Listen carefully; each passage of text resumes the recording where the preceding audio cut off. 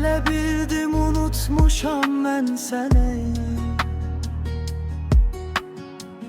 elə bildim ürəyim bir məzardır.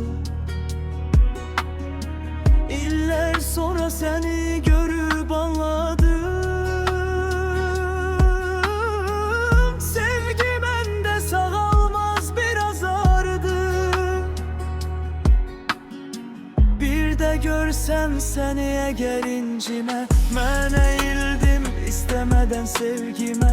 Hələ səni unutmadım sən demə, keçmiş məni niyə belə apardı? İstəmişdim səni xoşbəxt dedim mən, hər sözümü saf ürəklə dedim mən.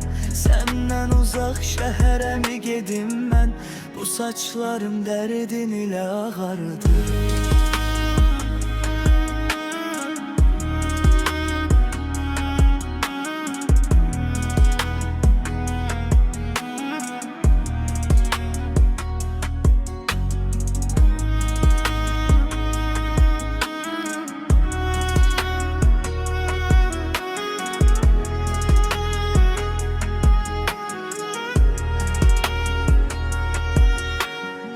Baxışların məni yaman kilitlər, keçmirdi heç ürəyimə öyüdlər. Neçə vaxtı ölmüş idi ümidlər, arzularım indi qatar qatardı. Səni əgər incimə, mən əyildim istəmədən sevgimə.